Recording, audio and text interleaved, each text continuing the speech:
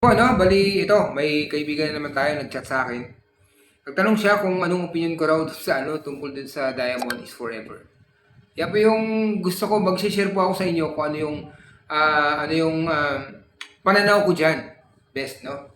Kasi marami nagsabi na Diamond daw is forever. Pag sinabi kasing forever, walang katapusan 'yon. Walang kamatayan, parang ganun po, no? At ganun naman talaga, best, no? So, ang pananaw ko dyan, ako po hindi naniniwala dyan sa Diamond is Forever.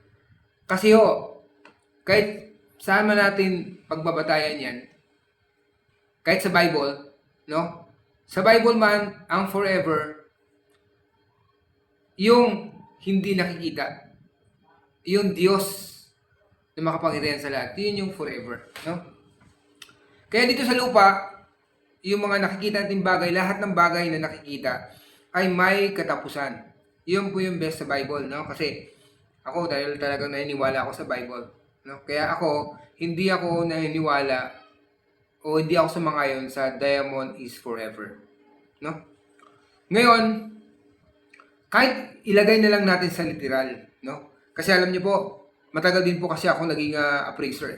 Nung naging appraiser kasi ako, bukod sa mga workshop na at yung mga experience ko na pag nadadaanan ko sa buhay kong ito, no, sa pagtatrabaho ko for 20 years. Siguro yung iba diyan di pa nila alam na kahit papaano po isa po ako sa napili sa kumpanya namin para i-enroll. Hindi naman ganun katagal pero i-enroll kami para sa workshop sa Diamonds. Ano po? Hindi naman ako nagbubuhat ng sarili kong bangko, pero yun naman ang talaga totoo eh. Kahit pa paano nakapag-workshop naman ako sa gym lab po. Gym lab. Kasali, hindi po lahat, pero kasama ako sa napili na paaralin doon ng kumpanya namin. Hindi naman ganun katagal, no? At least yung mga basic lang, yung ano namin, tinatakil namin doon, no? Na pinag-uusapan. Bakit ko binanggit to? Kasi po, ako, malaking tiwala ko sa gym lab eh. Lalo na kay ma'am. Hindi ko lang babanggitin yung pangalan niya.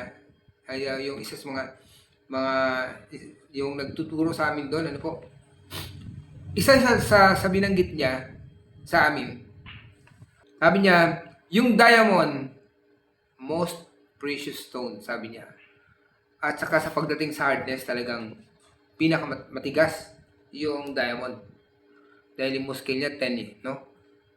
Ay wala namang pwedeng pumantay sa pagdating sa hardness ng diamond, no? Ang diamond kahit pinakamatigas yan o matigas yan sa mga stones, no? Pinakamatigas yan.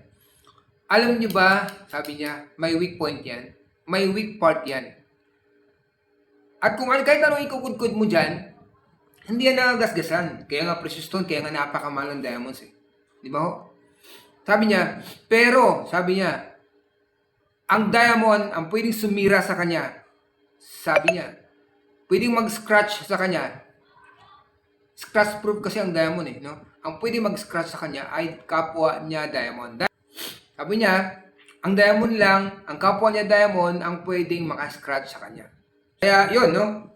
Sabi niya, wag na wag kayong gumamit ng pencil tester. Pero karamihan maraming gumagamit nito. Sabi niya ganun. Pwede din naman gamitin ng pencil tester. No, diamond pencil tester po ang ibig ko sabihin. Ito yung hawak ko, no? Pero sabi niya, iwasan yung mag-test sa table. No? Hanggat maaari, dito sa may gilid lang. Sabi niya ganun. Kasi machempo kayo dun sa mga weak part ng isang diamond kasi lahat ng bagay may mga weak part eh. Naniwala ba kayo dyan? Best? Ako naniniwala kasi ako.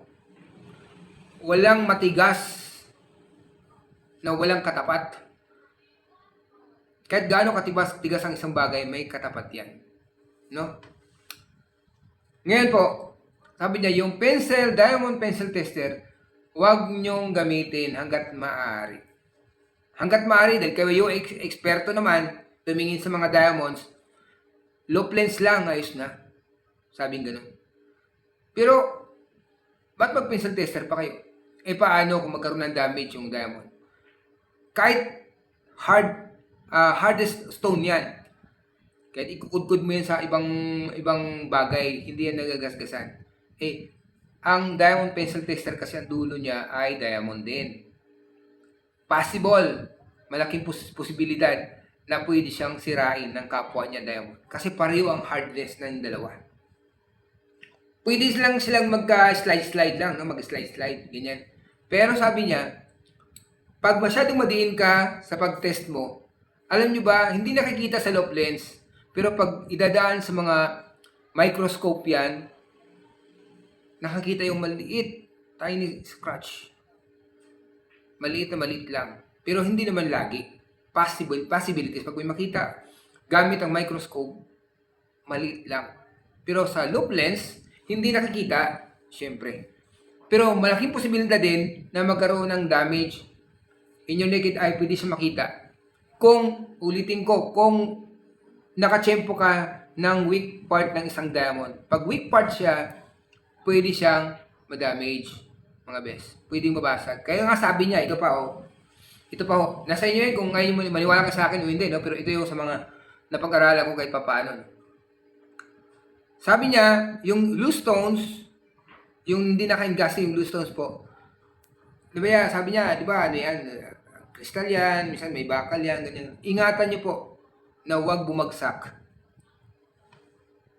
Huwag bumagsak. Sabi niya ganun.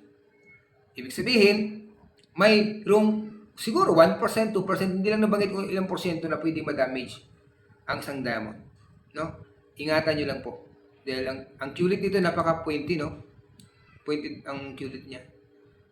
Iwasan nyo lang, sabing gano'n. No? Yun lang gusto kong i-share sa inyo. Yun yung sagot ko sa tanong ng ng aking subscriber. Hindi ko lang babanggitin yung pangalan niya, pero yun ang sagot ko sa iyo na diamond, for me, ewan ko lang sa iba, kung naniniwala kayo, is not forever. Kung nagbabasa ka ng Bible, dapat maunawaan mo rin yan. Okay? Yun ang po, best. May kunti akong nalalaman, yan ang sinishare ko sa inyo, best friend. Bye-bye.